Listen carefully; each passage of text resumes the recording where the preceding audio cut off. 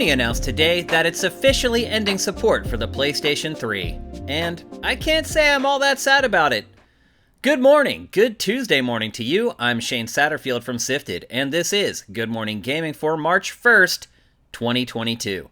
The show is in our patrons' feeds bright and early every weekday morning, and free on our YouTube channel for everyone else. You can find our flagship show, Game Face, by searching your favorite podcast service. You'll find the podcast versions of the rest of our content in the same feed you found this. So Sony is officially ending PlayStation 3 support in Japan. This means that if your console breaks, there will no longer be a way to get the official repairs beginning April 30th. It's also ending all repair support for all PS3 peripherals. Sony claims it is due to a lack of parts inventory, but the console is more than ready to be sent out to pasture. The super slim version of the console is almost 10 years old now. Can you believe that?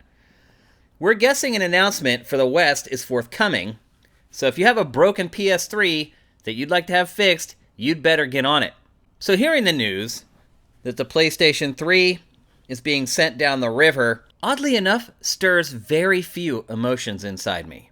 I never built an affinity for the PlayStation 3, like I have most every other console that I've ever owned. Now, I would also place probably the Wii U in that same category. And why do I not have feelings for these consoles? It's because, honestly, I just never really spent much time with either one of them. The PlayStation 3, for those of you who don't remember, who are too young and maybe weren't an avid player when it was released, was a complete and utter disaster at launch. It had a really weak launch lineup, which is not that out of the ordinary for a console, that happens.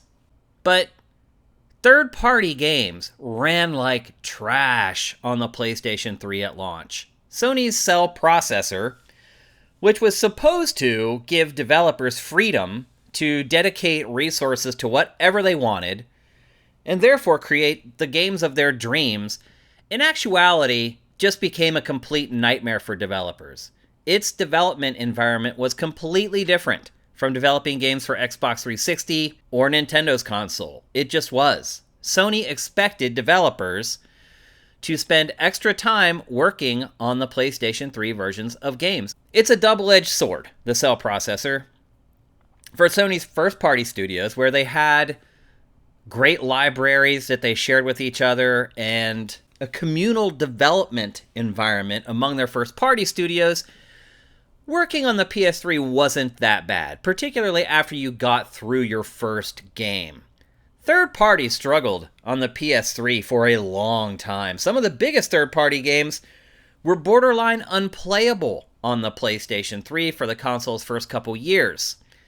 And so, I just hardly ever played the console. A lot like Nintendo consoles have become for me over the years, the PlayStation 3 was really just a console that I turned on to play Sony's exclusive first-party games. And things were different then. Back then, Sony's first-party exclusives were not these gigantic opuses that you would spend dozens and dozens of hours with. If you look at its first-party output back then, its action-based games, most of them were around 10 hours, maybe 15 hours, if you really stretched them out. And so I would, once every 3 or 4 months, dust off my PS3 and play whatever the latest exclusive was for literally 10 or 11 hours, turn it off, and not turn it on again for months. I never built a relationship with my PlayStation 3 like I have with pretty much every other console that I've ever owned. And so therefore, learning about the console's demise really didn't hit me at all. And the irony with the PS3 is that Sony was coming off the PlayStation 2. Probably, I would argue, the most successful console of all time. It may not win in total units sold. Ultimately, it may get passed by Switch. It may have actually already been passed by the Wii. I'm not sure about that, but I still think that the PS2 is probably still the greatest console ever. It did sell tons and tons of units, but most importantly, the software library for that console is insane. There were so many games released for that. Not just in Japan, but also in the West. It was the de facto industry standard at the time. And much like the later life of the PS1, the PS2 the games just kept coming and coming and coming. And in a lot of cases, while games may not have looked the best on PS2, in fact, I would argue the GameCube and the Xbox both had better looking games than anything on the PlayStation 2. The games always ran well, and the games were never buggy. Oh, back to the days before hard drives when developers had to release finished games. I know that seems crazy in 2022 to even think about.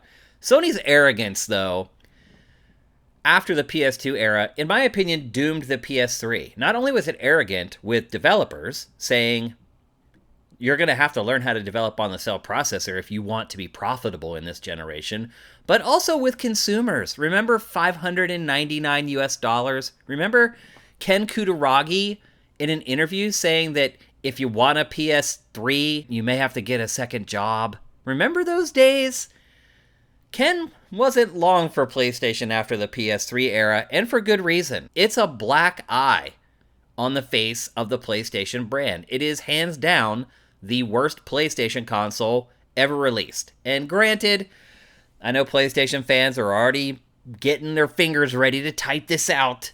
Yes, by the end of its life cycle, it did sell about the same as Xbox 360, but it was way too late. At that point, the only people who were really still playing PS3s were Sony fans. So, I have a lot of great memories of Xbox 360, and oddly enough, I have like 3 Xbox 360s because of the Red Ring of Death, and then they made the slimmer version, and they made all these different models. I ended up with 3 of them, which doesn't shine well on Xbox 360, but the games just looked and played better on Xbox 360 for pretty much that entire generation. So, again, if you have a broken PS3, send that sucker in and get it fixed, but I'm not going to shed a tear over the demise of Sony's worst console. And now for a couple more stories from the top of your SIFs. According to Deadline, the Twisted Metal TV show is a go. It's been picked up by Peacock, which is NBC's OTT app. It will consist of half-hour episodes, though we don't know how many yet, and is based on, obviously, the PlayStation franchise, and it's set to star Anthony Mackie from The Falcon and The Winter Soldier. It will be written by Michael Jonathan, who is most recently known for his work on the Netflix series Cobra Kai. I know some of you guys probably like Cobra Kai. I have no idea why. It is the corniest, most poorly written, terrible show that I have watched in a long time. I forced myself through 3 episodes of that. I don't know if the bad acting and the bad writing are intentional.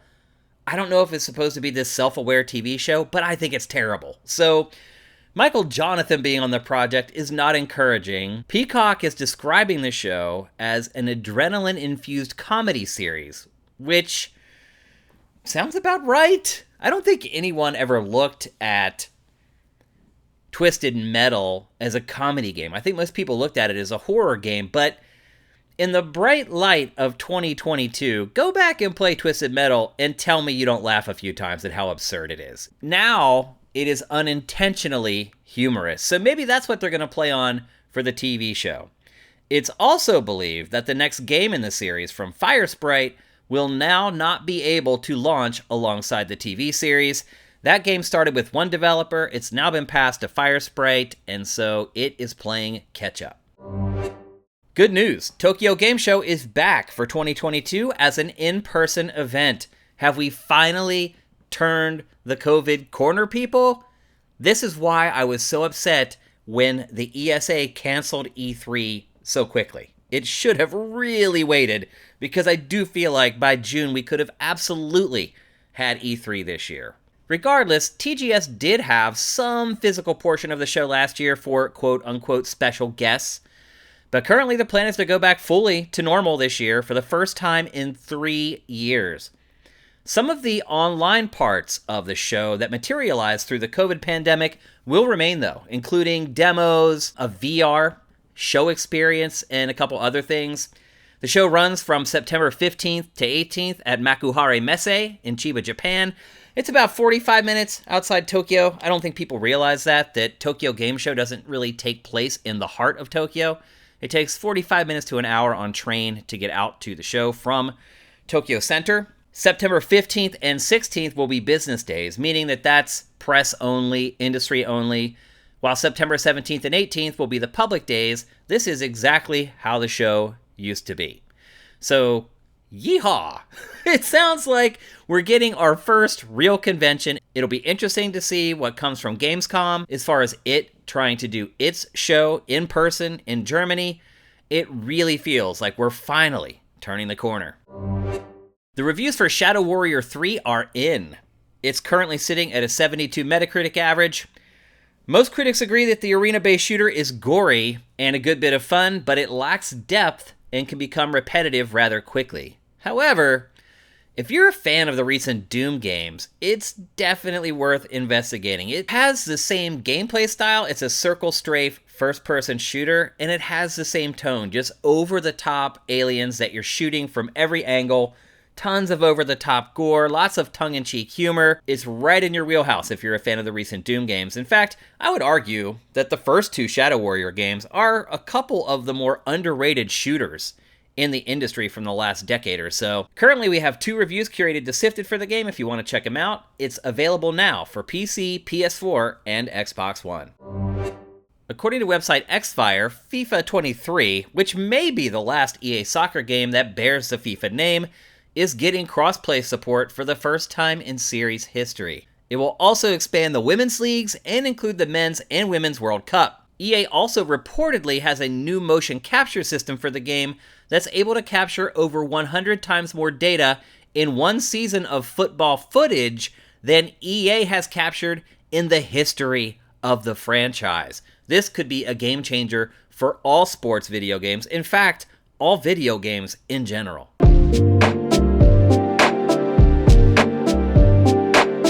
Okay, let's take a break, and when we come back, we'll tackle today's boss fight.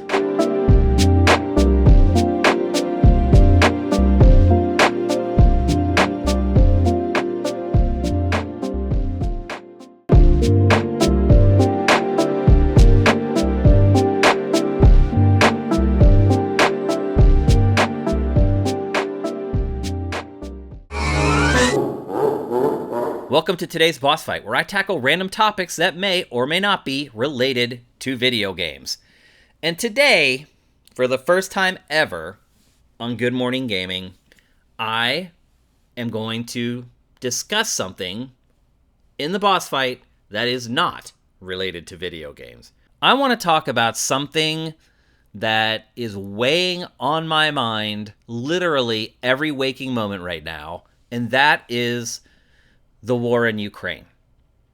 And I'm going to try to stay apolitical while discussing this and try to stay on the human angle of it. I also struggle to call it a war because I believe a war is when two sides decide to fight. But what's happening in Ukraine is completely one-sided. You have a country living peacefully, autonomously, and another country just decides, you know what, we want that, and it invades. So really, it's the people of Ukraine that are weighing on my mind, and I'm sure a lot of you feel the same exact way. Some of you live in Europe. You're much closer to the actual fighting that's happening there. You may know people from Ukraine. You may have dated people from Ukraine. You may have played games with people from Ukraine. The chances of you having a personal connection to this is much higher than myself. However, I feel like this is really the first major skirmish that is playing out on social media. A lot of times the countries that have been in wars recently, I don't want to call them third world countries, but they're not quite as developed as North America and a lot of places in Europe. A lot of the citizens don't have phones with cameras, or they don't speak English, so it's hard to understand what's going on. This is the first war, and I hate to call it that again, that is really playing out on Twitter and on Facebook. And you're getting to know the people who are being affected by this. They're shooting crazy videos. I saw a video yesterday of a farmer towing away one of Russia's tanks with a tractor. I've never seen anything like the stuff that's coming out of Ukraine. Watching people learn how to use guns that have never used a gun in their life. People building Molotov cocktails by the thousands. People using those Molotov cocktails while they're driving by tanks and throwing them onto the treads of the tank. I am in awe of the people of Ukraine. It is patriotism. It's hard to even put into words how brave the people of Ukraine are. They are outnumbered, outgunned, and they don't care. They're digging their heels in, and they are defending their soil. The word patriot, patriotism, freedom, all that stuff has just, I feel like in America, it's just lost its impact because it gets overused so much and applied to things that are just, it's just absurd. People complaining about things related to the pandemic, saying it's taking away their freedom. That is such crap. I really hope that so many people watching the footage coming out of Ukraine are thinking to themselves, wow, I've been an idiot for the last however many years, because they have been idiots. This is what losing your freedom is really about. A foreign invader coming into your land for no reason other than they want your resources. Imagine that. I can't imagine it.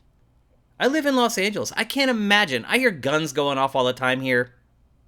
I can't imagine walking out onto my deck and seeing explosions going off all over the city. And then waiting for tanks to roll by my building so I can toss Molotov cocktails onto the tanks. Can you even put yourself mentally in the position of these people in Ukraine? I can't. I am trying. I can't. I don't think it's possible unless you've experienced what they're going through right now.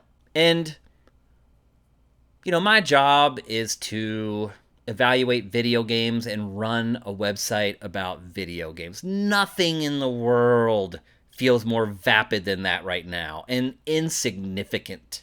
There are people in their homes fighting for their lives right now in Ukraine. And I think back to the times I've become passionate about games and gotten arguments about games, and it seems so silly now. And again, I'm laughing at myself. I am guilty of this stuff too. So, if by some insane chance that someone in Ukraine listens to this show, maybe looking for an escape from the madness that is going on right now in their country, I wish that I could give you a hug right now. I wish I could tell you that everything is going to be okay. I can't do either one of those things, but one thing I can do is tell you how proud I am of you and how brave you are. And while I'm stuck here on the west coast of California, and I'm probably too old to fight in a war, I would if I could. And I'm trying to do anything that I can to help. For example, when I found out that Putin and his cronies are using cryptocurrency to avoid the financial sanctions that the West is imposing upon Russia, I sold all my cryptocurrency. Now, I wasn't a crypto bro. I didn't have millions of dollars in crypto, but I did lose significant amounts of money on the crypto I had bought. The price dropped way below what I had paid for it, and I sold it. Does that make a difference? No. I'm just one person. But if a million people do it, it absolutely will make a difference. So I'm here doing what I can. I hope you guys feel the same way and you're doing the same thing. And again, if you're someone who's living in Ukraine, we stand with you.